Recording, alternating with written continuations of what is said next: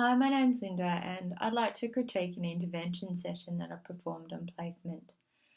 Just for some background information about the resident, he had newly arrived at the facility, and in the spiritual aspect of the person, he was really struggling with his loss of independence. And he also wasn't really sure about why he really needed to be there. He thought it was just because he'd had a fall. Now, in the cognitive aspect of the person, he was already using a diary to keep track of his appointments.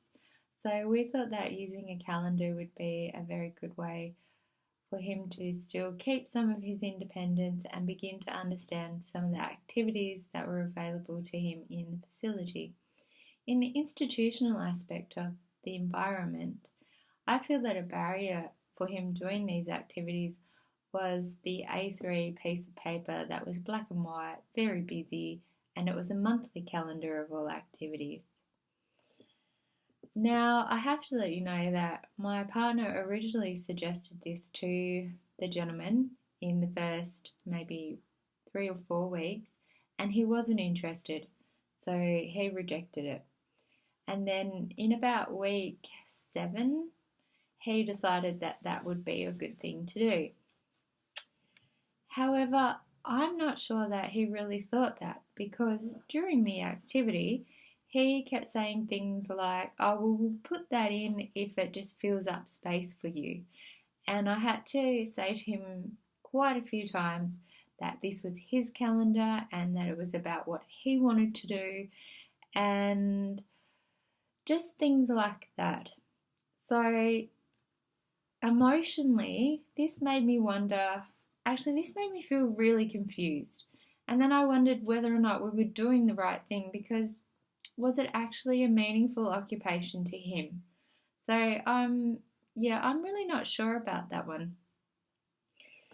I probably should have checked when these questions came up for me if we were actually doing the right thing. But when I reflect on what happened professionally, so what I've learned from it, I think that a barrier here was the fact that we didn't do a demonstration with him, so he wasn't really sure what we were going to do, and I don't think that he could see the point of it. However, we did make a point of getting I don't know what to call it, but like a magnet thing that said visitors for him so that he could also put in personal things that he would do normally in the week without it just being based around the facility. So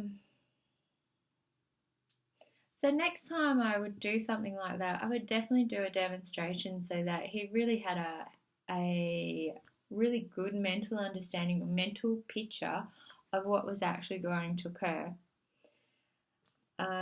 And I did make sure that during the intervention that I was asking the resident questions about what choices of colours he wanted and how he wanted the layout. So we presented him with 2 options for layouts and he chose the one that worked best for him. Now,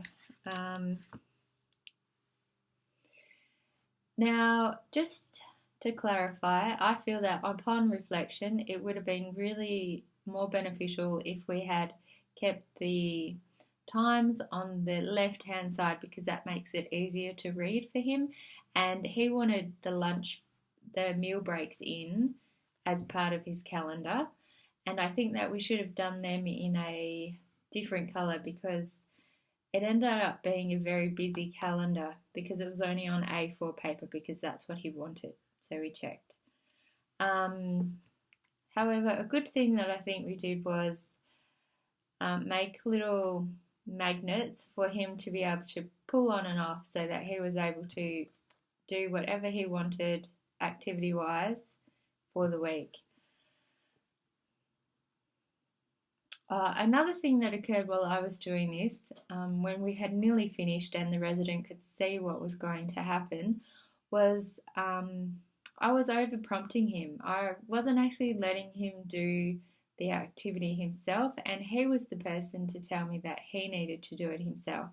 So that was a really good reminder that sometimes you just need to step back and let the resident do that or the client do that.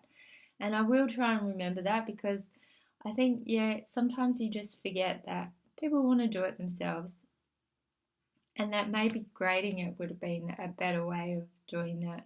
So it was a learning experience.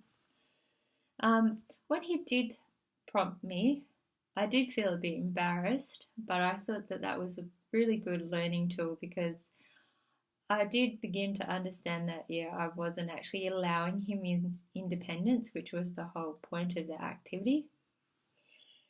My personal action for next year, I think I'd like to ask the OT that is my supervising OT, especially if I go back to residential care, how they prompt the residents when they do have memory impairments, because it is very important to still keep the residents' independence, but make sure that they understand what you're trying to achieve.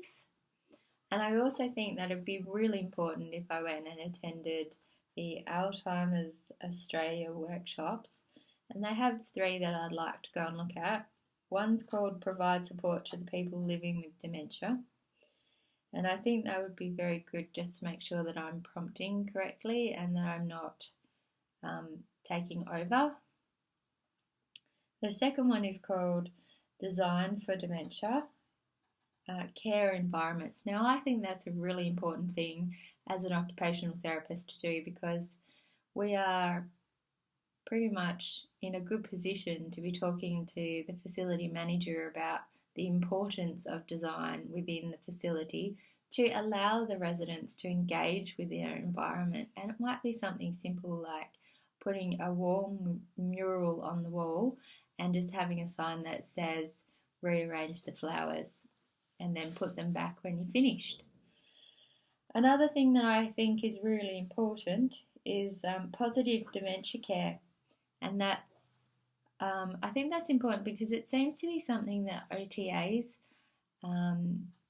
go and do, and I think it would be important to understand what kind of training the OTAs are getting, so that as the OT you're actually on the same page as the OTA. Therefore, you could discuss with them ways that they would be able to improve their groups without offending them.